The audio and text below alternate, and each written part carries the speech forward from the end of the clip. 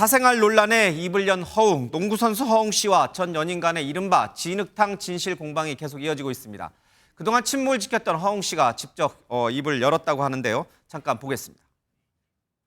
마지막 협박을 5월 5일에 받았는데 그때 챔피언 결정전 그 시기였어요. 너무 사실 힘들었고 그래도 이걸 끊어내야겠다는 그런 생각이 있었습니다. 비판적인 얘기가 저한테 나올 거라는 걸 알고 있었지만 지금은 너무 사실과 다른 부분이 많기 때문에 제가 잘못한 부분은 받아들이고 저의 사생활이 이렇게 국민들에게 노출돼서 정말 죄송한 마음뿐이고 저를 사랑하는 팬분들께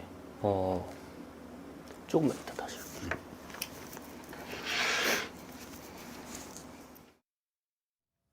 예, 눈물까지 흘리면서 처음 인터뷰에 응한 허웅 씨의 모습을 봤습니다. 이담화 아나운서, 이게 어떻게, 그러니까 처음에 어떻게 이 논란이 좀 불거진 건가요? 이 논란이 불거졌던 건 일단 허웅 씨 측에서 이제 예. 고소를 하게 되면서 이 내용이 공론화가 되긴 했습니다. 전 연인을 고소했다. 네, 맞습니다. 하지만 이후에 허웅 씨가 많은 비판을 얻게 되면서 허웅 씨 측에서 이제 여러 가지 이야기를 내놓기도 했는데요. 이게 예. 진흙탕 싸움으로 번졌습니다. 결국은 지금 허웅 씨가 오늘 이렇게 해명하는 인터뷰까지 공개가 된 건데요. 예. 일단 허웅 씨가 최근에 특히 논란이 됐던 부분 중에 하나인 전 연인의 이제 임신, 두 번째 임신 사실 알게 된 이후에 허웅 씨가 전 연인을 대했던 태도와 관련해서도 해명을 내놨습니다. 예. 그 내용은 이제 메신저 내용이 공개가 되면서 좀 한번 비판이 일었었는데요. 허웅 씨 전 연인이 두 번째 임신 사실 관련한 이야기를 이제 메시지로 하고 있는데 허웅 씨가 나 지금 일단 골프하잖아라고 하면서 약간 성의 없는 태도를 보였던 부분이 있었습니다. 이걸 갖고 많은 누리꾼들이 비판을 쏟아냈었는데요. 이와 관련해서 좀 해명을 내놨습니다. 한번 들어보시겠습니다. 부분만 보여진 거고 모든 카톡은 다 가지고 있지만 두 번째 임신에 관해서는 사실 그때 좀 의심스러운 상황이 있었는데 본인의 아이가 아닐 수도 있다, 뭐 이런 취지의 의심인 건가요? 네, 그 당시에는 그런 상황이 있었지만 그래도 저는 공인이고 책임져야 될 부분이 있다고 생각하기 때문에 죄라고 생각하고 최선을 다하고 노력했습니다. 그래도 그쪽에서 죄라고 확신을 하고 주장을 하니까 제 입장에서는 그 사람이 좋았고 사랑했기 때문에. 그러니까 두 번의 임신 중절 수술까지 받았는데 그거를 허웅 씨가 또 강요했고 또 골프 치니까 이따 얘기하자는 식으로 나 몰라라 하는 척도 했고 뭐 이게 이제 여자 쪽의 주장이고 허웅 씨는 뭔가 돈을 요구한 정황도 있고 또 본인을 스토킹하고 뭐 이런 식으로 해서 이제 진흙탕 싸움으로 번진 것 같은데 지금 마지막에 한 말을 들어보니까 본인이 참았다. 참은 이유는 사랑했기 때문에 그렇게 얘기를 하는 것 같아요. 예, 근데 그 끝은 결국은 지금 고소전으로 번질 수밖에 없었는데 여러 내용 중에서 아직은 시시비비를 가릴 수 없습니다. 근데 분명한 팩트 중 하나는 그 전 연인이 두 차례 임신 중절을 했다는 겁니다. 그 부분에 대해서 어떠한 이유 영화를 막론하고 그거 자체는 잘못된 게 아니냐라는 대중적 질타가 이어지는 거죠. 그 끝에 이 인터뷰가 나왔고 허웅 씨의 얘기는 둘째 아이는 나의 아이가 아닐 수도 있다는 가능성에 대해서 언급을 했던 겁니다. 그럼에도 불구하고 그때는 왜 그냥 넘겼냐 이 부분에 대해서 나는 공인이고 책임져야 할 부분이 있다. 그리고 더 나아가서 전 연인을 사랑했기 때문에 이 모두 끌어안으려고 했다는 입장을 보이고 있는데 아까 말씀 주신 것 중에서 이제 골프 치는 중이잖아. 이 대응.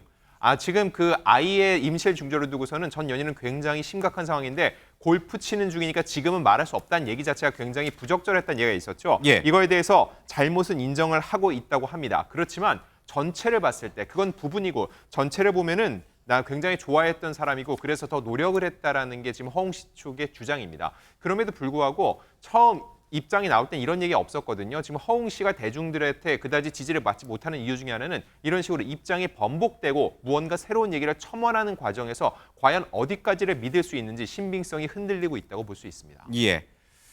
자, 그러면 이에 대한 허웅 씨 전 연인 쪽의 변호인의 얘기를 들어보겠습니다. 27일 날 또 임신 확인을 하는데 너무 작아서 정말 자세하게 봐야 확인이 된다라고 하는 걸로 봐서 임신 2주 정도 극초기로 추정이 되고요. 그렇다면 허웅 씨와 관계에서 임신이 되었다는 게 강력하게 추정되거든요. 그리고 허웅 씨의 이야기는 그냥 막연한 추측이라고 생각하고 있습니다. 하재근 평론가님, 이게 참 부부관계, 이불 속에서 일어난 일을 갖고 우리가 제3자가 얘기할 수는 없어요. 그렇죠? 그래서 이게 정말 허웅 씨의 애가 맞는지 아닌지를 갖고서 이렇게 당사자들끼리 이게 이렇게 치고박는 게 이게 진실을 밝히는데 도움이 되는지 모르겠습니다. 지금 누구 말이 맞는지 알 수가 없는 예. 상황인 거예요. 서로 정반대 주장을 지금 하고 있거든요. 근데 거기에 대해서 뭐 객관적인 무슨 증거가 지금 나온 것은 아니고 예. 그런 상황인데 이 두 번째 임신과 관련해서도 허웅 씨는 그 아이가 내 아이인지 뭔가 의심스러운 지점이 있었다라고 지금 주장을 한 거잖아요. 예. 근데 허웅 씨 전 연인의 변호인은 뭐라고 얘기했냐면 그 허웅 씨 전 연인이 허웅 씨로부터 폭행을 당했었다. 아, 폭행을 당했다. 폭행을 당했었다. 폭행당하고 나서 바로 이어서 그 원치 않는 성관계까지 있었다. 그러고 나서 2주 정도 지난 후에 두 번째 임신 사실을 알게 됐다. 예. 그렇게 주장하고 있는 겁니다. 그래서 뭐라고 얘기했냐면 폭행에 이은 원치 않는 성관계의 경우에 데이트 강간에 해당할 소지가 있다고 생각해서 이 사안에 대해서 고소가 가능한지 현재 법률 검토 중에 있다. 이렇게 이야기하고 있습니다. 지금 이거는 이제 허웅 씨의 전 연인의 변호인 쪽에서 이제 주장하는 바이고 그렇죠? 그렇습니다. 예. 근데 지금 얘기를 들어보니까 폭행이 있고 또 그 다음에 원치 않는 성관계가 있었다. 이제 이렇게 좀 주장을 하고 있습니다. 자, 폭행까지도 의혹 제기가 좀 나오고 있는 상황인데 이에 대한 얘기는 이제 한번 저희가 전해드린 적이 있으니까 같이 이 얘기와 함께 허웅 씨는 이 폭행에 대해서 어떻게 생각하는지 또 들어보겠습니다. 사건 있었잖아. 인정할 거 인정하고 네가 사과하면은 내가 사건 안 만든다고 했는데 네가 똑같잖아. 니네 엄마랑 똑같이 아니야? 네가 나 때려가지고 이빨 부러졌고 네가 네 이미지 생각한다고 나 병원 한 번 안 데리고 갔고 호텔 그 옆에 사이드 쪽에서 그런 일이 일어났는데 서로 다툼 속에서 그 친구가 이제 저를 잡았는데 그거를 뿌리치는 사실 과정에서 그 친구가 라미네이트를 했는데 그 손에 맞았어요. 그 과정 속에서 하나가 툭 떨어졌는데 그거 가지고 두 분이 술을 마시다가 말다툼이 생겼고 여자분이 먼저 멱살을 잡아서 이를 밀치면서 손이 여자분 얼굴에 닿았다. 이 정도라고 얘기했는데 이해 파단 정도로 봤을 때 그것보다는 좀 더 강한 충격이 있었을 것으로 예상하고 있고요. 그러니까 이게 지금 여자 쪽에서는 이빨이 부러졌다 이렇게 이제 얘기를 하고 있는데 허웅 씨 쪽은 이게 라미네이트라고 왜 이제 치아에 이렇게 붙이는 형태로 이렇게 보정 치료하는 게 있어요, 그렇죠? 그게 떨어졌을 뿐이지 이 생리가 이렇게 부러진 건 아니다. 이제 이렇게 얘기를 해서 폭행의 강도가 어느 정도냐 가지고 양쪽이 지금 실갱이를 벌이고 있군요. 그렇습니다. 형법적으로 봤을 때는 이건 예. 단순 폭행을 넘어서 폭행치상 내지 과실치상의 문제가 될 수가 있습니다. 예. 우리가 그게 보철이라든가 아니면은 의수, 의족 이런 부분도 신체의 일부이기 때문에 그것이 탈락됐다라고 하면은 그것은 상해로 봅니다. 예. 그렇기 때문에 상해의 고의냐, 폭행의 고의냐, 아니면 폭행의 어떤 성립 여부가 본인이 어떻게 보면은 그 본인의 어떤 손에 맞아서 예. 어떤 전 여자친구의 어떤 치아가 탈락된 건 맞지만 그것이 여자친구가 멱살을 잡아서 한마디로 여자친구가 나한테 폭행을 했기 때문에 그에 대한 소극적 저항 과정에서 그와 같은 일이 있었느냐 이런 부분은 법적으로 처분이 달라질 수가 있거든요. 예. 말씀드린 것처럼 일단 지금 그 허웅 씨 측 같은 경우에도 본인이 어쨌든 본인의 손에 맞아서 치아가 탈락됐다는 그게 치아가 아니고 설령 라미네이트 의치라 한다 하더라도 예. 상해가 성립되는 데서는 문제가 없습니다.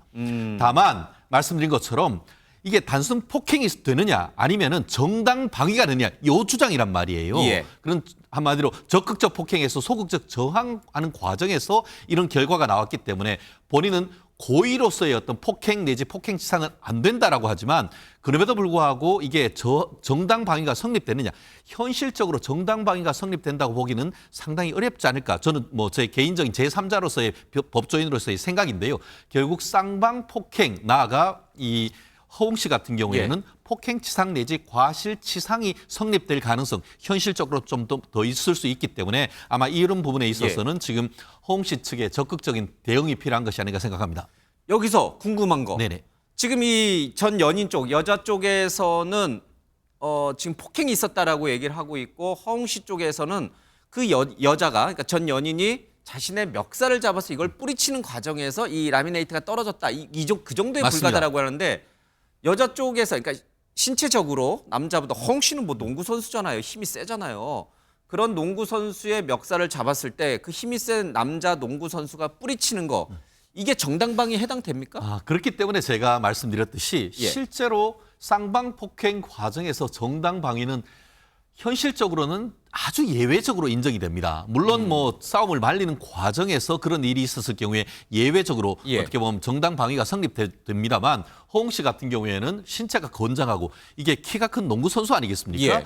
보통 우리가 생각한다고 하면은 여자친구가 이렇게 잡았을 때는 아래를 보는 것이고 예. 뿌리친다고 하면 밑으로 뿌리칠 것이지 그것을 위로 뿌리쳤다? 그러면서 얼굴이 맞았다? 이건 어떤 상황을 구체적으로 어떤 재현을 해본다라고 한다고 하면은 과연 그것이 단순 뿌리치는 과정에서 그와 같은 신체적 접촉이 예. 있었는지에 대해서는 아마 대질 조사나 이런 것을 통해서 사실관계를 확정을 해야 되는데 이 통상 말씀드렸듯이 어떤 싸움 과정에서 어떤 피하는 과정에서 어떤 다툼이 있었다 하더라도 실무적으로는 쌍방폭행으로 가는 케이스가 많다 보니까 예. 과연 이것이 정당 방위로 인정돼서 면책이 될지 여부는 법적인 공방이 불가피한 것이 아닌가 생각합니다. 예.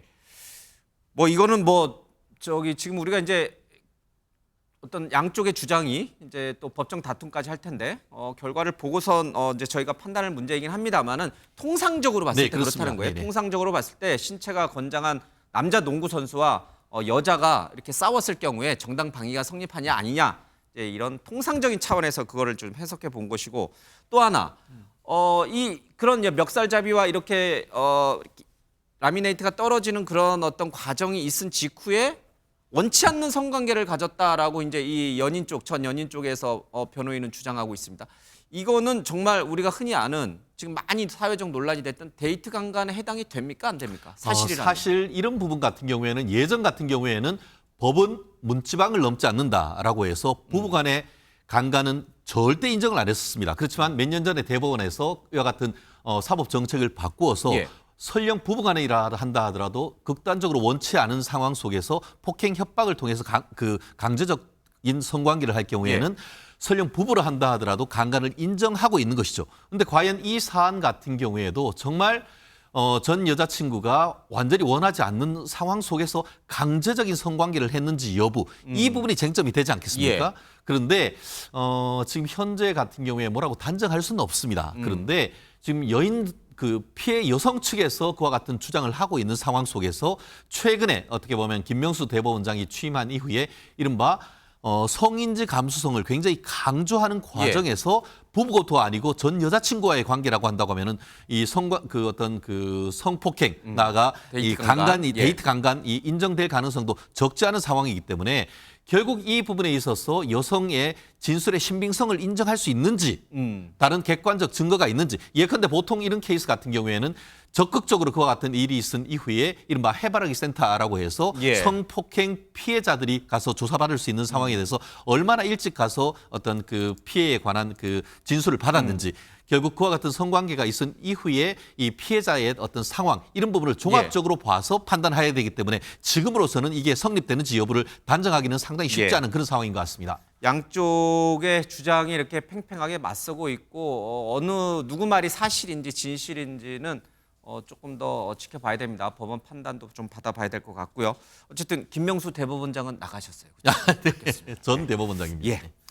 자, 근데 이 전 연희 측에서는 이 데이트 폭행 말고 또 스토킹을 허웅 씨가 했다 이렇게 주장하는데 원래 스토킹은 허웅 씨가 전 여자친구가 자기를 스토킹했다 이렇게 고소한 거 아니었어요? 그렇게 얘기를 했었죠. 근데 이제 전 연인 측에서 본인도 스토킹 피해를 당했다고 지금 얘기를 하고 있는 건데요. 그 내용이 어떤 거냐면 허웅 전 연인 측에서는 허웅이 무단 침입해서 그 연인이 살고 있던 집에요. 테이블 위에 협박성 메시지를 남겼다고 지금 주장을 하고 있는 겁니다. 지금 화면에 나오는 저거군요. 예, 그렇습니다.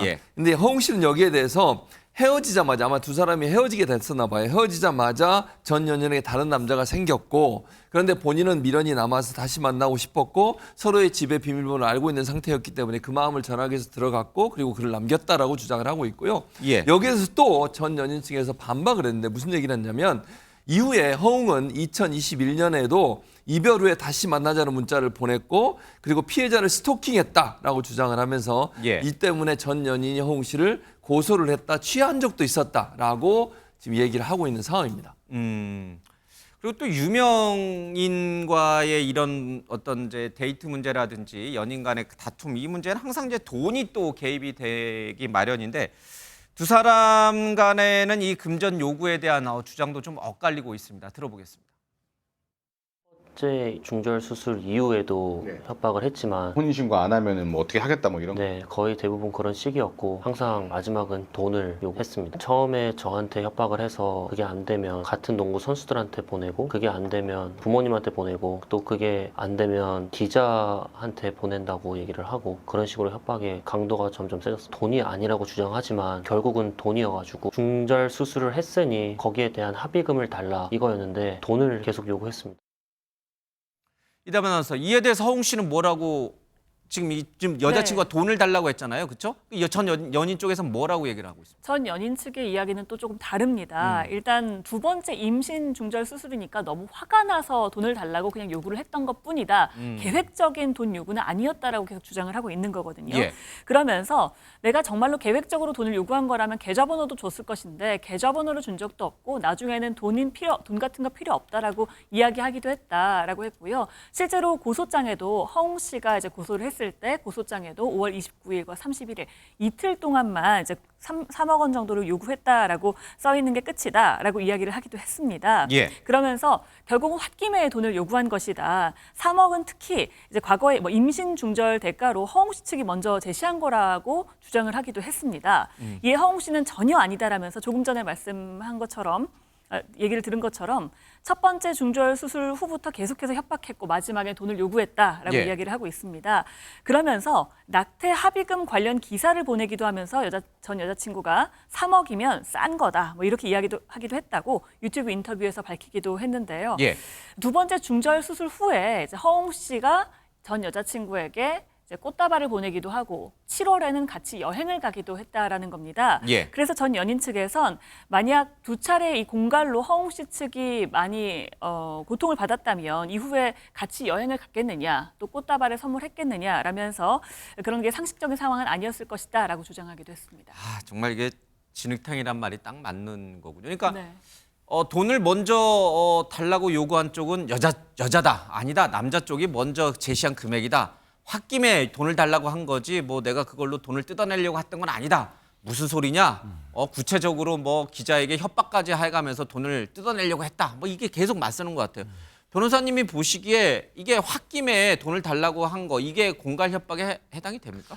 사실 저희가 실무상 이혼 사건을 하다 보면은 정말 치열하게 정말 영화 유명한 부부싸움으로 유명한 장미의 전쟁 이상의 어떤 법정 다툼을 하다가 판결 선고 앞두고 저한테 와서 손잡고 합의했습니다. 화해했습니다 하면서 계속 잘 살겠다는 그런 케이스도 있습니다. 아, 그렇기 진짜요? 때문에 예. 연인 관계는 도대체 어떤 사안이 있었는지는 알기가 어려운 것이죠. 다만 그럼에도 불구하고 지금 그 허웅 씨 말이 사실이라고 한다고 하면은 처음에는 이 허웅 씨가 농구 선수니까 농구 선수 옆에 있는 사람들한테 이런 거를 얘기하겠다. 그래도 뭐 돈을 얘기를 안 들어주니까 이젠 부모한테 가서 뭘 이러겠다.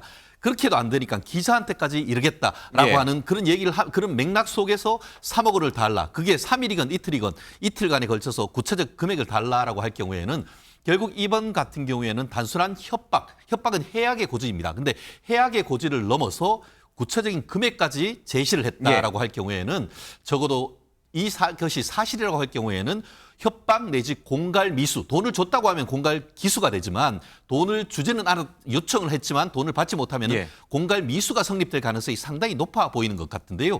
지금 말씀하신 것처럼 협박 공갈 고소해놨다가 그 다음 날 알고 봤더니 꽃 주고 여행 가고 이게 무슨 공갈 협박이냐라고 하지만 이미 공갈 협박이 성립된 이후에 그 이외의 예. 것은 정상에 불과하기 때문에 사실 이와 같은 그 홍 씨 고소 내용이 사실인지 여부가 그게 확인된다고 하면은 말씀드린 것처럼 금액이 3억 원이나 될 경우에는 예. 이거 공갈 미수가 성립될 여지는 충분히 있어 보인다는 점에서 좀 걱정스럽네요. 알 수가 없습니다. 예, 알 수가 없고 또 어떻게 판결이 날지 누구 주장이 더 맞는 것인지는 좀 재판을 좀 지켜봐야 될 것 같습니다. 근데 안 기자님, 이 뭐 전 연인에 대해서 좀 확인되지 않은 이상한 루머들도 많이 이렇게 떠돌아다니는데 그래서는 안 되거든요. 예. 네, 대표적인 얘기가 이 전 연인이 유흥업소에서 일을 하던 종업원이었다는 주장입니다. 한 유튜브 채널에서 이 같은 주장을 내놨는데 그 근거로 얘기를 했던 건 뭐냐면은 이 젊은 여성이 어떻게 청담동의 고급 아파트에서 거주를 할 수 있느냐 그러면서 의혹을 제기한 겁니다. 자, 이거에 대해서 전 연인 측이 직접 입장을 내놨는데 한 장의 사진을 올렸는데 이 청담동 소재 아파트의 등기부 등본입니다. 근데 그 내용을 보면은 2020년 8월 25일 전세권이 설정돼 있는데 이 전세권자가 바로 이 여성, 즉 전 연인의 가족이라는 거죠. 그렇기 예. 때문에 이거는 사실 무근이라고 밝히고 있고요. 그래서 지금 고소를 준비 중인데 크게 명예훼손은 두 가지입니다. 사실적시에 의한 거는 임신 중절 사실이 알려지길 원치 않았는데 허웅 측이 이거를 알렸기 때문에 사실적시에 의한 명예훼손, 그리고 지금 이 유흥업소에서 일했던 종업원이라는 주장에 대해선 허위 사실이기 때문에 이 또한 명예훼손으로 맞서겠다는 입장을 내고 있습니다. 이런 주장을 한 게 이제 유튜브 채널이군요. 예. 근데 지금 이 허웅 씨도 그렇고 이 전 연인과 관련된 얘기도 그렇고 아니 왜 자꾸 이 허웅 씨도 이렇게 기자들 다 불러 모아서 거기서 자신의 입장을 발표하면 되지 왜 유튜브 채널에 나가서 하는 것인지, 그리고 왜 유튜브 채널에서 확인되지도 않은 전 여성과 관련된 확인되지도 않은 그런 얘기들을 주장을 하는지, 정말 이게 유튜브 이거 믿고 볼 수 있는 거예요? 사실은 유튜브를 100% 신뢰하고 보기는 어려워요. 예. 그러니까 물론 특정 유튜브를 제가 얘기하는 건 아니니까 오해하지 마시고 들으시기 바라고요. 유튜브는 기본적으로 조회수라든지 아니면 실시간 시청률이라든지 이걸 대단히 중요하게 생각합니다. 그게 왜냐하면 돈과 연관되기 때문에 그래요. 예. 광고와 연관돼 있고 조회수가 결국 돈이 되는 사회이기 때문에 유튜브 같은 경우에는 그런 부분들에 있어서 특정 어떤 뭐 정치적으로도 그렇고 아니면 어떤 사안에 대해서 특정 지점을 지지하거나 지원하는 경우들이 있습니다. 물론 이 사안과 직접적으로 연관돼 제가 말씀드리지 않는다는 분명히 말씀을 드리고요. 그러면 예를 들면 허웅 씨가 왜 유튜브를 갖겠냐 이렇게 제가 상상을 해보면 아무래도 미리 이제 어느 채널에 출연하기 전에 얘기가 있었을 거예요. 그러지 않겠습니까? 뭐 출연을 원하는 사람은 출연을 너 나와라, 너 입장 그냥 무조건 다 내보내줄게. 그런 거죠. 뭐 이런 바로 그런 거죠. 그러니까 기자회견을 하게 되면 예상하지 못한 질문들이 많이 올 수가 있어요. 반대쪽 주장을 질문할 수 당연히 있죠. 그럴 예. 수 있죠. 그래서 물론 뭐 유튜브라고 해서 그게 반드시 질문을 주장하지 않는다고 주장할 수는 없지만 기자회견을 하게 되면 다양한 매체의 기자들이 와서 어떤 예상하지 못한 질문이 올지 모르기 때문에 예. 두려울 수밖에 없어요. 그렇기 때문에 유튜브에 어떤 채널을 정해서 간다는 건 미리 충분히 어떤 질문이 올지 또 답변을 어떻게 할지를 준비할 수 있는 기회를 갖기 때문에 본인한테는 그것이 더 편안하게 느껴졌을 가능성, 그런 부분들 때문에 유튜브를 찾는 게 아닌가 이런 생각이 듭니다. 예. 뭐 대세가 된 거가 맞지만 유튜브에 나오는 내용을 또 너무 이렇게 철석같이 믿는 것도 좋지는 않아 보이는 것 같습니다.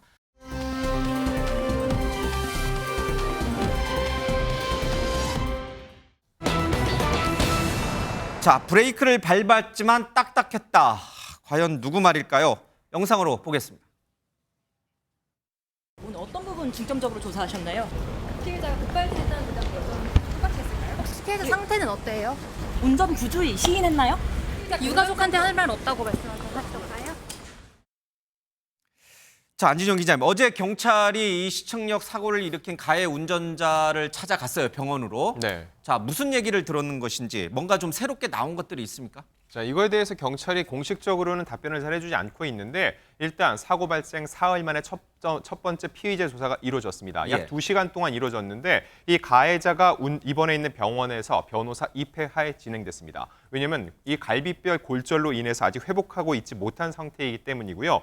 자, 사고 직후 줄곧 이 가해 운전 차량은 계속적으로 급발진을 주장해 왔습니다. 그리고 어제 조사에서도 역시나 사고 당시 브레이크를 밟았으나 딱딱했다면서 차량 이상을 이야기하면서 거듭해서 급발진을 주장하고 있는 것으로 전해졌습니다. 원래 브레이크나 악셀을 밟으면 이렇게 쑥 하고 들어가잖아요. 그러면서 가속이 되든 아니면 브레이크가 걸려서 정지가 되든 하는데 딱딱했다. 그러니까 브레이크가 작동하지 않았다라고 지금 이 가해 운전자는 주장하고 있는 거네요.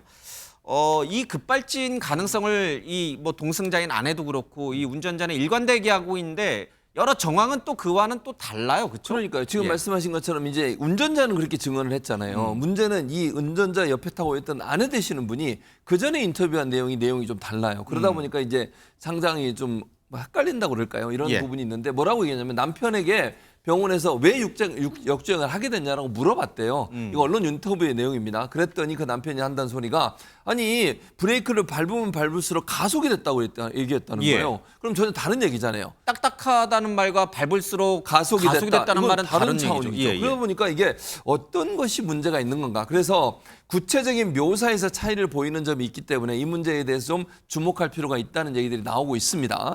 그리고 또 하나는 어제 이제 첫 조사인 만큼 본격적인 신문보다는 아무래도 여러 가지 정황들에 대한 조사가 이루어지고 있기 때문에 예. 아직까지는 구체적으로 급발진에 대한 내용들은 아직은 파악은 안 하고 있는 것 같아요. 왜 역주행을 하게 됐는지, 그리고 그렇게 오랫동안 운전을 했던 분이 왜 실수를 하게 됐는지, 뭐 아니면 이게 정말로 뭐 차의 문제인지 이런 부분에서는 구체적인 조사는 안 들어가고 있는데, 이런 의문점들이 어느 정도 풀리고 나면 구체적으로 역주행과 관련해서 이게 급발진 문제인지 아니면 운전자의 실수인지 하는 부분들을 좀 더 구체적으로 따지지 않을까 이런 생각이 듭니다. 예. 이분에 대한 체포영장이 법원에서 기각이 됐는데 그렇다고 이분이 급발진이라고 주장하는 게 설득력 있게 통했다 이런 뜻은 아닌 거죠? 그건 전혀 논의의 차원은 자체가 다른 예. 것이죠. 아시다시피 그 체포영장을 청구를 했다는 것은 실무상 미루어 짐작컨대 경찰이 이 운전자에 대해서 수사받으러 나오라고 두세 차례 출석 요구를 했음에도 불구하고 출석하지 않았다라는 것이 아마 있던 사안인 것 같습니다. 예. 그러니까 법원에 어떻게 보면은 그 지금 있는 대로부터 경찰로 오라는 취지에서 잡아오기 위한 체포영장을 예. 신청을 했는 것 같습니다. 구속영장도 아니고 그렇죠. 체포영장. 예. 그런데 이제 법원에서 기각을 했어요. 그 이유를 곰곰이 생각해 보면은 지금 이 사고를 내는 과정에서 본인도 이제 갈비뼈 한 10개 정도가 이 골절이 되면서 병원에 입원해 있지 않습니까? 그러니까 도주 우려가 없고 그리고 실질적으로 그 차도 그대로 있고 또 바로 지금 운전자도 지금 어떻게 보면 그 입원해 있는 상태다 예. 보니까 증거인멸의 우려도 없기 때문에 지금으로서는 체포영장까지 발부할 이유는 없을 것 같다. 다만 이제 이미 지금 경찰 같은 경우에도 이 입원에 돼 있고 신변 보호에 돼 있어서 수사에 문제가 없다. 그런데 예를 들어서 벌써 너무나 안타까운 사망자가 9분이나 되고 사상자가 굉장히 많음에도 불구하고 죄를 단순 부인하는 어떤 증거가 발견된다.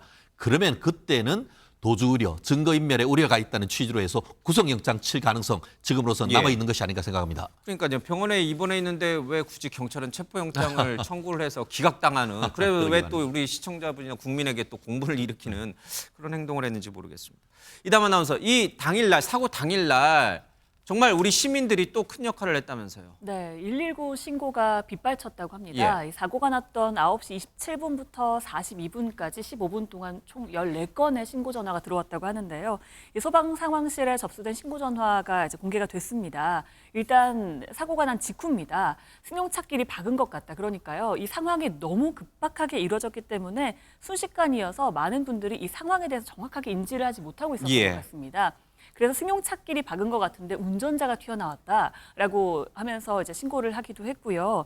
그 다음 신고 전화도 보면요, 지금 구급차 가고 있다라고 이야기를 하니까 이제 신고자가 이제 몇 명이 다쳤는지, 몇 명이 누워 있는지를 설명하면서 벌써 이제 6명이 예. 이제 누워 있다라고 이야기를 하기도 합니다. 응급처치 할 수 있겠어요?라고 물어보니까 주저하지 않고 네, 제가 할게요.라고 이야기를 했다고. 저분이 이제 심폐소생술을 막 했군요. 맞습니다. 그리고 한 1분 후쯤에요. 이제 편의점 아르바이트생으로 추정되는 신고자입니다. 바로 인근에 편의점이 있거든요. 예.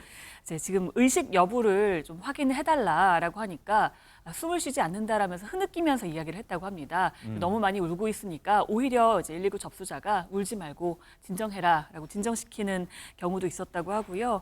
그리고 이제 사건이 일어난 지 15분 후인 42분쯤에는 이제 한 신고자가 상황에 대해서 좀 설명을 하려고 다시 전화를 한 것 같습니다. 다른 희생자들을 파악한 후에 전화를 했는데요. 예. 많은 분들이 쓰러져 있었지만 1명 정도만 심폐소생술을 할 수 있는 상황이다라고 상황을 설명을 했습니다. 예. 현장에 있는 모두가 어떻게든 부상자를 챙기려 했던 상황을 다시 한번 맞아요. 볼 수 그럼에도 있었습니다. 불구하고 9명이 숨지고 7명이 다치는 큰 대형 사고로 좀 이어졌습니다. 하재근 평론가님, 지금 이 사고 현장에는 국가꽃과 함께 애도하는 뭐 편지라든지 그런 어떤 쪽지가 많이 붙어 있는데 이상한 아주 못된 어떤 인간들은 거기다가 조롱성으로 그런 경우도 있었어요. 어제 신문에도 많이 났고요. 그렇죠? 그렇습니다. 지금 많은 사람들이 공분을 하고 있는데 그 사고 현장에 시민들이 이제 애도하는 공간이 있습니다. 거기 사람들이 뭐 꽃도 올리고 이제 애도하는 쪽지도 쓰고 예. 그랬는데 그 안에 희생자를 조롱하는 쪽지가 발견이 된 거예요. 예. 희생자를 왜 조롱하는지 더군다나 그 내용도 매우 반인륜적인 그런 내용이 적혀 있습니다. 예. 방송에서 내용을 옮길 수도 없는 그런 내용이 적혀 있어서 많은 분들이 크게 놀라게 됐거든요. 그래서 어제 경찰이 수사에 착수했는데 이 소식이 보도가 되니까 조롱글을 남긴 20대 남성이 자수를 했습니다. 예. 그래서 그 남성은 지금 사자 명예훼손 혐의로 입건이 된 상태입니다. 친희 변호사님. 네. 아직 이제 이 사람이 왜 저런 글을 남겼는지는 확인되지 않고 있습니다만은 이유 여하를 막론하고 굉장히 부적절한 행동인데 처벌이 어느 정도 될 수 있나요? 부적절한 걸 넘어서 위법하고 예. 처벌될 가능성도 높다라고 보이는데요. 어떻게 보면은 뭐 집합 명칭에 의한 그 명예훼손은 잘 되지 않는다라는 예. 그런 말이 있는데 예컨대 경찰의 명예를 훼손했다든가 서울 시민의 명예를 훼손하는 이런 것은 죄가 되지 않습니다. 그렇지만 이번 같은 경우에는 피해자가 사망자가 한 뭐 9분 그 외에도 한 10여 명이 되기 때문에 예. 누구라고 이름은 특정 안 되지만 이 피해자 자체는 단체는 특정되지 않습니까? 그렇기 때문에 허위 사실을 적시하고 또 거기다 비방의 목적이 확실할 경우에 따라서 사자에 대한 명예훼손이 성립될 수가 있습니다. 예. 더불어서 상해를 입은 사람 같은 경우에도 모욕이라든가 아니면은 정보통신법에 인터넷에 글을 썼다고 하면은 사이버 명예훼손도 되기 때문에 이런 부분에 대해서는 참 우리가 상식에 현저히 반하는 이런 행위 엄벌을 할 가능성 있지 않을까 생각합니다. 예. 자, 빨리 사고의 직접적 원인이 무엇인지가 밝혀져서 이 사건이 좀 매듭이 지어졌으면 좋겠습니다. 유명을 달리하신 분들의 이 한도 좀 풀어줬으면 좋겠습니다.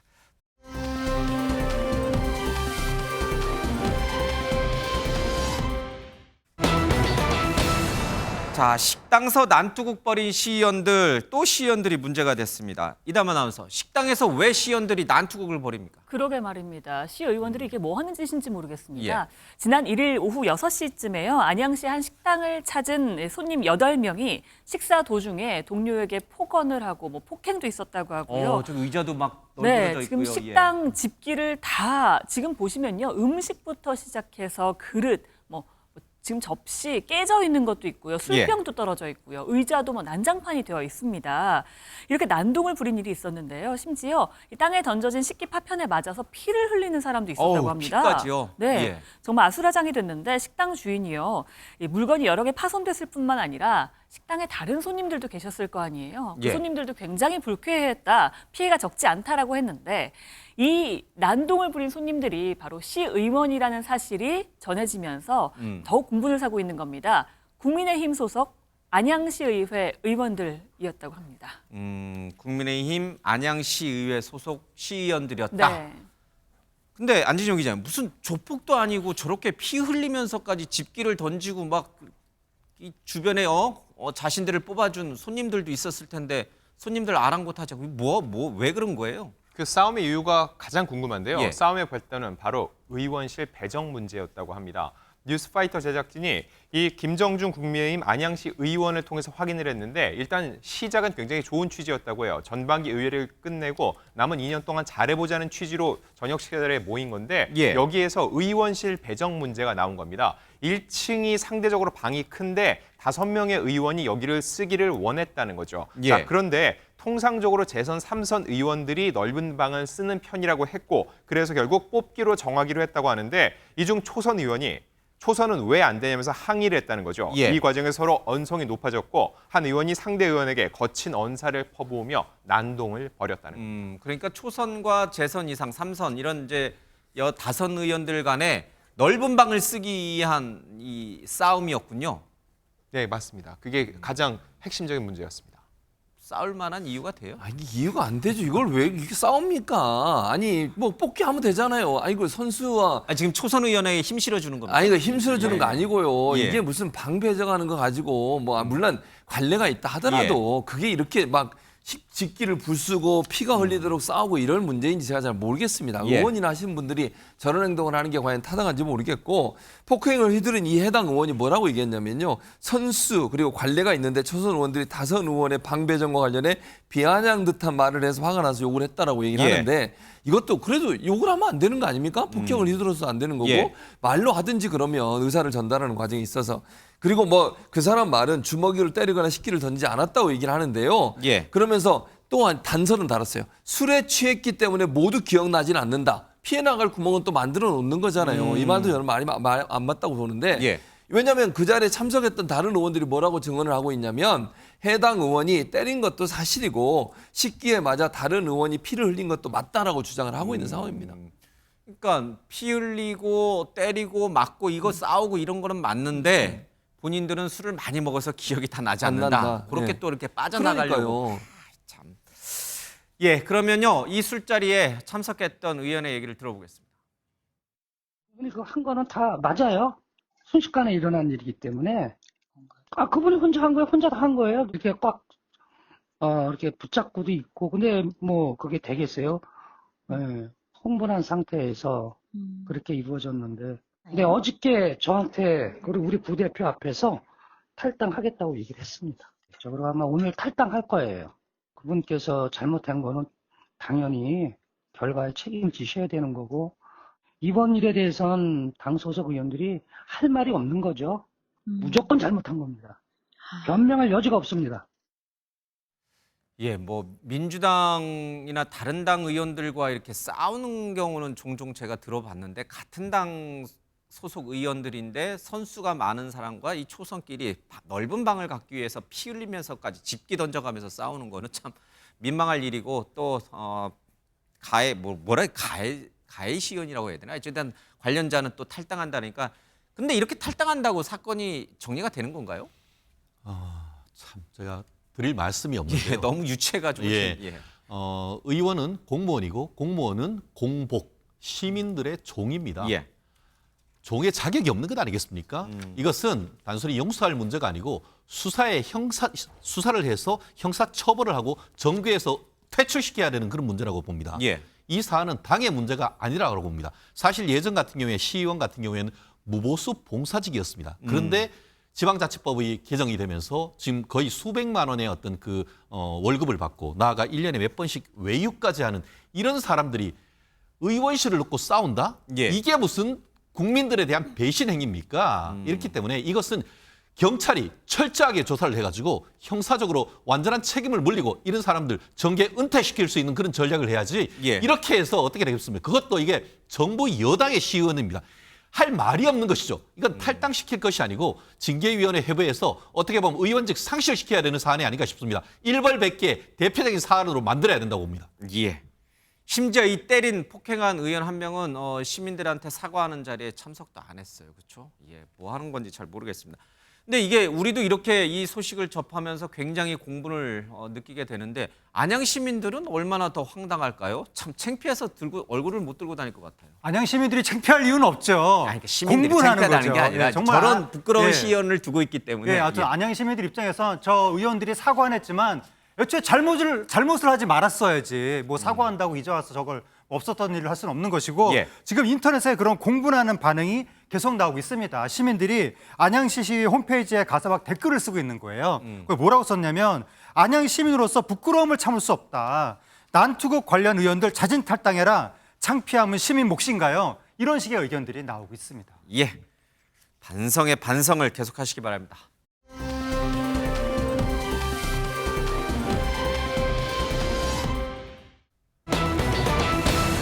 박정희 다큐에 고두심 목소리가 들어갔다고 합니다. 이담 아나운서, 박정희 전 대통령을 만든 그린 다큐멘터리에 배우 고두심 씨가 목소리가 나와요?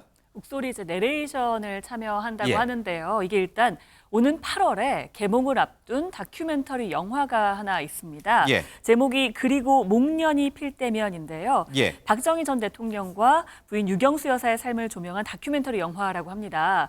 특히 목련이라는 게 유경수 여사가 생전에 좋아했던 꽃이라고 하죠. 예. 바로 이 영화 속의 내레이션을 국민 배우라고 불리는 고두심 씨가 이제 맡기로 했다라는 건데요. 예고편이 좀 공개가 됐습니다. 함께 잠깐 보시겠습니다. 그 생애는 하얀 백목년의 일생이었고 나라의 동맥이 뚫릴 때마다 여사님은 온 결애와 기쁨을 함께 나누셨고 뽀얗게 말라붙은 웅덩이에서 버선발로 빈 양숙이 밟으시며 소리 없이 우셨음을 우리는 똑똑히 기억하고 있습니다. 그 자유로운 모습이 지금도 우리들 눈에 선합니다. 안지정 기자님, 저게 고두심 씨 목소리예요? 아닌데? 네, 아닙니다. 지금은 예고편이고요. 예. 본편에는 고두심 씨가 이제 내레이터로 참여를 하게 된다는 거죠. 예. 네, 그럼 이 영화를 만든 사람이 누군지 궁금해지는데 제작사 이름이 흥픽처스입니다. 흥픽처스요? 그렇습니다. 예. 우리가 잘 아는 김흥국 씨가 만드는 예. 영화인데, 자, 이 영화는 박 전 대통령 부부가 성장한 일제강점기 말부터 해방 정부가 6.25 전쟁을 거쳐 한국 산업화에 이르는 단계를 모두 담는다고 합니다. 다큐멘터리 영상이 70%, 나머지 30%는 재연으로 구성이 되는데 그 안에 이 고두심 씨뿐만 아니라 현석 씨가 내레이터로 참여를 합니다. 자, 이와 관련해서 어떻게 두 분을 모시게 됐는지 김은국 씨에게 제작진이 확인을 해봤는데 일단 의리라고 합니다. 고두심 씨는 오랫동안 존경하는 선배였는데 김은국 씨가 제작을 한다고 하니까 흔쾌히 목소리 재능 기부, 즉 개런티를 받지 않고 참여를 해주기로 했다는 거죠. 그리고 현석 씨 같은 경우는 김은국 씨의 서라벌 고등학교 선배님이기 때문에 자연스럽게 이 내레이터로 참여하게 됐다는 이야기입니다. 그러니까 이제 다큐멘터리 한 70%는 이제 과거 영상, 자 우리 아까 화면에서 본 걸로 구성이 되고 30%는 이제 재현을 하게 되는데 고두심 씨가 이제 후반부에 이제 목소리라든지 이런 내레이션 같은 거를 좀 하고 있군요. 알겠습니다. 근데 김은국 씨가 이런 영화사도 만들었다고요? 흥픽처스? 그런가 봐요. 예. 저도 처음 들었어요. 근데 어쨌든 김웅 씨가 만든 영화에 고두심 씨가 이제 재능 기부로 참석을 하시는 거니까. 목소리 재능 기부. 그렇죠. 고두심 씨 같은 경우에 사실은 왜 이 영화에 참석을 했냐, 참여를 했냐 이런 부분은 전혀 밝힌 적은 없으세요. 근데 그냥 이제 예전에 했던 발언들을 가지고 그럼 우리가 유추를 해보면 고두심 씨는 이런 얘기를 한 적이 있어요. 작품을 만드는 감독의 인간성을 보고 작품을 고른다는 말씀을 하셨고, 그리고 이제 과거에 이런 정계 진출에 대해서 의견을 밝힌 적은 있으시거든요. 그 내용이 어떤 건지를 제가 화면으로 보여드릴 텐데 뭐라고 말씀하셨냐면 과거 인터뷰에서 과거 정치권의 너브콜을 많이 받았지만 한치의 망설임도 없이 거절했다. 정치는 제대로 정치 공부한 사람도 해야 된다. 라고 말씀을 하신 적이 있어요. 그래서 제가 그냥 생각을 하고 상상을 해보면 정치와 전혀 관계없이 뭐 정치적인 이해관계 이런 거 관계없이 뭐 아까 말씀하신 김은국 씨가 만든 것에 대한 어떤 또 친분이 있는 분이니까 재능 기부 차원에서 했다고 보여지고요. 그래서 이게 특별히 정치적인 의도가 있는 그런 어떤 행동은 아니다고 봐야 될 것 같고, 또 혹시나 제가 걱정되는 건 이것 때문에 또 정치적인 많은 부분들을 또 오해를 불러일으켜 뭐 걱정이 돼서 말씀을 드리는 건데, 고두심 씨는 그냥 뭐 본인이 갖고 있는 재능을 기부하는 차원에서 한 거니까 다른 부분으로 이해가 안 됐으면 좋겠다 이런 생각은 있습니다. 그러나 김은국 씨는 정치에 현실 정치에 많이 관여를 하고 있죠. 근데 그분이 만드는 다큐멘터리에 고두심 씨가 출연했지만 고두심 씨는 정치적 의도는 전혀 없다. 정치적인 그렇게 저는 관계는 생각한다는 전혀 하지 않는다. 겁니다. 근데 실제로 고두심 씨는 여러 정치와 관련된 영화에 많이 등장을 했기 때문에 아마 고두심 씨가 정치에 관심 있나 이렇게 오해하시는 또 시청자분들 있을 수 있을 것 같아요. 영상 보겠습니다. 중요한 정책 사업입니다. 밀어붙일 수 있을 때 밀어붙이세요.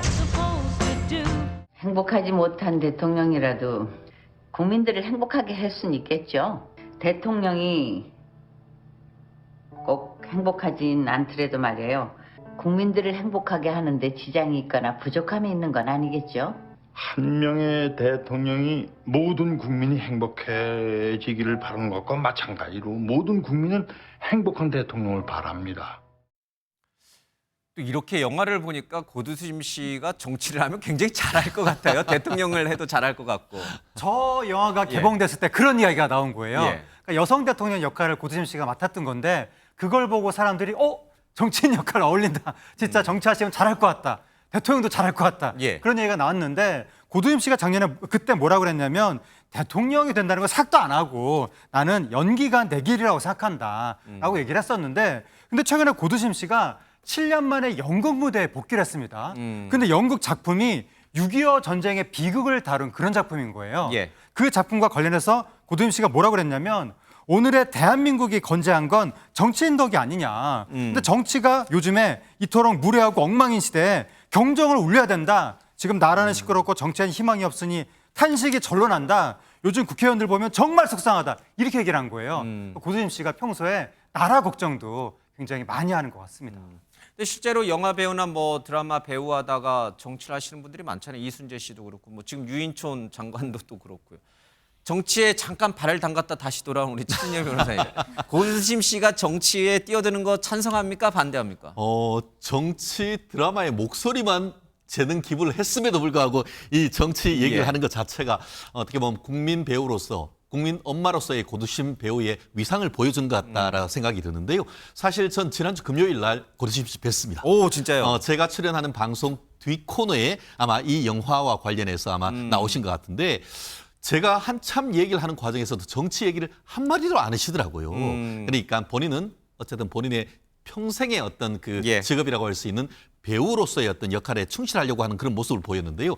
반면에 이번 주 수요일 날 아침에 문자가 왔더라고요. 딱 봤더니만 김은국 그 가수가 저한테 문자를 보내서 다가오는 19일 날 국회에서 이 영화 시사회 한다라고 보내가지고 제가 전화를 드렸습니다. 형님 어떻게 잘 지내세요? 했더니만 이 영화 보러 와. 뭐 이런 식으로 얘기를 하시더라고요.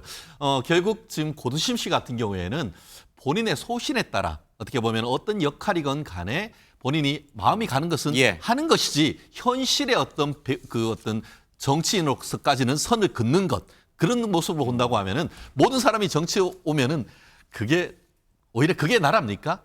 오히려 이렇게 국민 배우로서 국민 엄마로서의 모습이 더 아름답다. 저는 개인적으로 그렇게 봅니다. 저도 개인적으로는 최진현 변호사님 정치 안 했으면 좋겠어요. 고두심 씨도 정치 안 했으면 좋겠어요. 거기 얼씬도 하지 마시고 본인의 길을 계속 갔으면 좋겠습니다. 뭐 개인적인 제 바람입니다.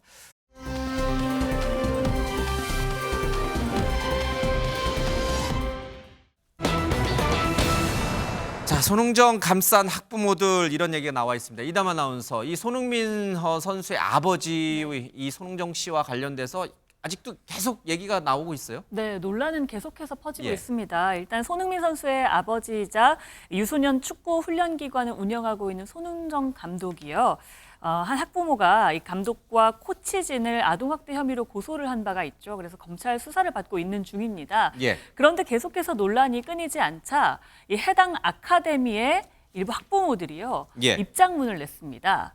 이 입장문 내용은요. 일단 제목이요. 제발 손축구 아카데미 이곳에 자녀들을 그러니까 우리 아이들을 지켜주십시오라는 제목으로 냈습니다. 그러면서요. 단 한 번도 체벌이 없었다라고 주장을 합니다. 그러니까 체벌의 기준에 대한 시각 차이일 수도 있지만 일단 이 반 학생들은 한 번도 체벌이 없었다라고 이야기를 하기도 했고요. 아이들을 또 과도하게 운동시킨 적도 없었다. 그러면서 문제가 됐던 그 오키나와 전지훈련 이야기를 하면서요. 특이점을 느끼지 못했다. 같이 이 훈련을 갔던 아이들조차 이 상황에 대해서 의아해한다라고 이야기를 했습니다. 그러면서 저희에게 일상을 돌려달라고 했는데요.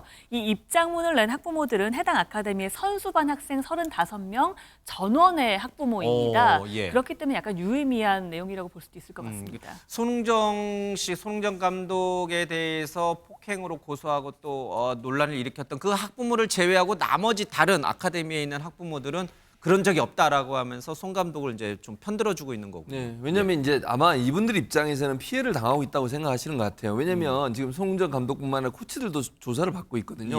그러다 보니까 수업이 제대로 잘 이루어지를 못해요. 아카데미가 잘 운영이 돼야 본인들 자녀들도 교육을 잘 받을 텐데 그러지 못한 부분에 대해서 아마 조금 아쉬움을 표현하고 있는 것으로 보여지고요. 그리고 이제 뭐라고 얘기하셨냐면 그 체벌이 정당하다는 게 아니라고 얘기하면서 정작 당사자들은 아무렇지 않게 지나간 일을 왜 바깥 사람들이 마치 큰 범죄가 일어난 것처럼 아카데미 구성원들을 피해자로 둔갑시키고 있냐라고 얘기를 하시는 건데 제가 의미를 그냥 해석해 보면 이 문제를 제기하는 곳들이 이제 시민사회단체나 인권단체 이런 곳에서 이제 문제를 제기하고 있거든요. 그러니까 본인들은 괜찮은데 왜 밖에서 이래가지고 문제를 키우냐 이렇게 말씀을 하고 계시는데 이 부분은 이분들의 입장은 그럴 수 있다고 생각합니다. 그러나 이게 만약에 사실인지 아닌지는 좀 따져볼 문제가 될 것 같아요. 왜냐하면 지금 너무 이게 이슈가 됐기 때문에 이걸 그냥 아무 일 없다는 듯이 넘어갈 수 있는 문제는 아닌 것 같고요. 이제 혹시나 그런 일들이 있었는지 없는지는 좀 명확하게 밝혀서 깨끗하게 정리를 하는 게 필요하지 않겠나 개인적으로 생각합니다. 축구 아카데미 학부모들은 이렇게 손 감독을 옹호하고 있고 말씀하신 것처럼 바깥에 있는 제3자라고도 볼 수 있는 그러나 또 그게 또 그들의 일이에요. 시민단체의 일인데 시민단체의 주장은 좀 다릅니다. 들어보겠습니다. 그리고 또 논란의 시작은 폭력입니다.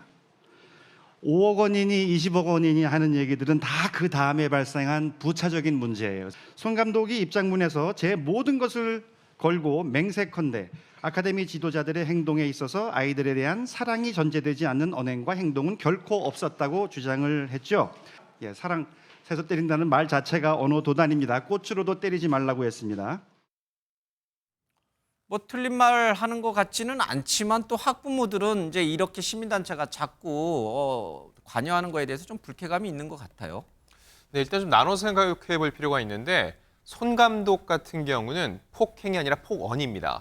그리고 이제 손 감독의 아들이죠. 손흥민 선수의 형이기도 한데 이 손 코치에 대해서는 지금 폭행 혐의가 적용이 되고 있습니다. 예. 이에 대해서 시민단체들이 어제 토론회를 열고서는 이 아동 학대 혐의에 대해서 지탄을 한 건데 중요한 건 이 손 감독과 코치진이 아동들을 상대로 지속적, 조직적, 신체적 그리고 정서적 폭력을 행사했다는 것 그 자체이기 때문에 이것과 선수로서의 성공을 직접적으로 상관관계를 갖는다고 얘기하는 것은 굉장히 위험하다고 얘기를 하고 있고요. 예. 그리고 또 하나 중요한 건 뭐냐면은 일반적인 성인들의 폭력 같은 경우 이 폭행은 반의사 불벌죄여서 만약에 피해를 주장하는 분 쪽에서 더 이상 처벌을 원치 않는다 하면 고소가 취하가 됩니다. 근데 이건 예. 아동에 해당되죠. 아동 관련된 폭행은 반의사 불벌죄가 아니라는 거죠. 그렇기 때문에 계속적으로 수사가 진행될 수밖에 없는 상황이라는 겁니다. 예. 여기에도 뭐 돈과 협박 뭐 이런 것도 또 같이 연루가 좀 돼 있는데 최 변호사님. 네. 뭐 이 감독하고 손 감독하고 코치 2명이 검찰 조사를 받았잖아요. 뭐 쉽게 결론이 날 수 있는 건가요? 쉽게 결론이 전 난다고 봅니다. 예. 어떤 전체적으로 봤을 때는 어떤 폭행 협박이 없었다라고 한다 하지만 또 개별적으로 어떤 수사를 했을 때에 경찰로서는 지금 그 아동에 대한 학대 혐의가 인정돼서 이른바 그 유죄 혐의로 해서 기소 의견으로 송치를 했다라고 그 얘기를 하는데 예. 근데 검찰이 불러서 조사를 했다는 것은 어떤 의미가 있냐 하면은 경찰의 조사만으로 충분하다. 이러면은 그냥 부르고도 할 거 없이 그냥 기소해버려요. 예, 예. 그런데 검찰에서 굳이 추가적인 수사를 한다는 것은 뭔가 경찰에서 조사했는 것만 가지고는 사건의 실체적 진실을 확인하기 어렵다라는 점이 있다는 거예요. 예. 그렇기 때문에 기소할지 여부는 최종적으로 결정하는 건 경찰이 아니고 검찰입니다. 지금 의견이 굉장히 나뉘기 때문에 검찰 조사의 결과가 어떤지 좀 지켜봐야 되는 것 같은데요. 전체적인 어떤 감수성이 조금 다른 부분이 있는 것 같은데 그에 대한 판단을 검찰이 어떻게 할지 좀 지켜봐야 될 것 같습니다. 알겠습니다.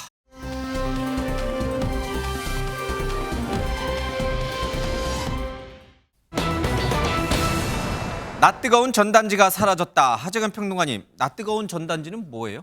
도심에서의 길을 걷다 보면 시청자분들도 그런 전단지를 보셨을 수가 있는데 관련 영상이 있습니다. 영상을 보시면 두 사람이 탄 오토바이가 등장합니다. 예. 저 오토바이가 차도와 인도를 넘나들면서 뭐 뿌리네요. 도로에 네. 종이를 뿌립니다. 아, 예. 뒤쫓는 경찰을 보자마자 재빨리 유턴해서 달아나기도 하는데 저 오토바이에 번호판이 붙어 있지 않아서 추적이 쉽지 않은 상황입니다. 네. 저들이 바닥에 마구잡이로 뿌린 종이들 뭐였냐면 바로 유흥업소 홍보 전단지였습니다. 그러니까 이제 자신의 유흥업소 홍보를 위한 전단지를 오토바이를 타고 다니면서 그냥 무차별적으로 도로에 뿌리는 거군요. 그리고 자신의 유흥업소인지는 모르지만 어쨌든 유흥업소 홍보 전단지를 무차별로 뿌린 거였습니다. 저도 뭐 길 가다가 그런 거 본 적은 있어요. 예, 가지는 않았지만. 네, 가시면 안 되죠. 안 되죠. 예. 근데 이제 그 유흥업소 이제 종업원들이 보통 이렇게 예. 오토바이를 타면서 전단지를 뿌리는 건데요. 그 안에 있는 문구들을 보면 정말 보기 민망해요? 힘들 정도로 민망한 내용들이 많습니다. 그런데 이게요, 보통 뭐 강남역이나 서울의 강남역, 노년역, 역삼역, 뭐 압구정 로데오 이런 데들에 많이 뿌려진다고 하는데 보시면 이 근처에도 학교가 많거든요. 예. 학교 주변에 있기 진짜 때문에 학교가 많네요. 네, 예. 어린 학생들이 이걸 볼 수도 있는 겁니다. 저도 학생 때 이걸 봤던 것 같거든요. 그러니까 학교 주변까지 이렇게 오토바이를 타고 다니면서 그냥 쓰레기도 아니고 이런 선정적인 내용이 담긴 전단지를 수차례 뿌리고 다녔던 건데요. 최근에 이런 낯뜨거운 전단지들이 길거리에서 좀 사라졌다라고 사라졌어요, 합니다. 저게 이제? 네. 왜 어떻게 사라졌습니까? 경찰이요 지난 5월부터 집중 단속을 벌였습니다. 예. 집중 단속을 벌였는데 총 137건을 단속해서 5억 4천여만 원의 과태료를 부과했다고 하는데요. 관련된 일당들을 무더기 검거하기도 했다고 합니다. 그 모습 함께 보시겠습니다. 긴급 체크합니다. 변호사 선임할 수 있고 변명의 계획이 있습니다. 권리고지 들으셨죠? 알죠? 안 기자님, 그 오토바이 타고 막 다니면서 뿌리는데 어떻게 잡은 거예요? 네, 저들 그냥 뿌리기만 한 게 아니었습니다. 예. 서울, 대구, 부산 등에 아예 임대 사무실에 인쇄소를 차려서 그곳에서 불법 전단지를 제조까지 했다는 거죠. 예. 자, 그렇게 해서 이 살포한 12명을 비롯해서 인쇄소 업주 3명, 유흥업소 업주와 종사자 26명 등 총 41명을 검거했는데 예. 여기서 충격적인 사실이 하나 더 있습니다. 이 41명 중에 현직 9급 공무원도 포함이 돼 있었다는 네? 거죠. 공무원이 있었다고요? 전단지 뿌리는 사람 중에? 그렇습니다. 이 검거된 30대 남성, 현지 지자체 일반직 9급 공무원으로 밝혀졌는데 아이고야, 예. 낮에는 서울 시내 구청에서 근무를 하다가 밤이 되면 유흥업소에서 영업부장으로 종사했다는 거죠. 게다가 유흥업소에서 종사를 하면서 손님들을 직접적으로 유치를 했고 유흥 접객원들에게 안내하는 등 알선 역할까지 했던 것으로 드러났습니다. 아니 시청 공무원이 투잡으로 밤에는 유흥업소에서 영업부장을 한다? 근데 이 유흥업소도 사실은 시구청에 단속 대상이 되는 거잖아요, 그렇죠? 그렇습니다. 고양이한테 생선을 맡겨놨네요. 그렇네요. 예. 좀 깜짝 놀랐는데요. 사실 저도 저희 사무실이 서초동 교대역 뒤에 있는데 예. 먹자 골목에 한 달 전만 해도 진짜 이런 전단들이 쫙 깔려 있었습니다. 근데 지금 생각해 보니까 최근에는 깨끗해진 것 같은데 예. 이런 그 경찰의 노력이 있었다는 점에서 박수를 쳐주고 싶은데요. 이 부분이 어떻게 보면 청소년 보호법 위반 그리고 풍속 영업 규제법 위반 이런 부분이 되고 더불어서 이게 광고 아닙니까? 예. 그러다 보니까 5교의 광고법 위반 이런 부분이 되기 때문에 사실 처벌 수위가 결코 낮지가 않습니다. 그런데 이게 업주가 2명밖에 안 되는 잡힌 게 2명밖에 안 되는데 2명만 있겠습니까? 예. 지속적인 단속이 필요한 것이 아닌가 생각합니다. 네.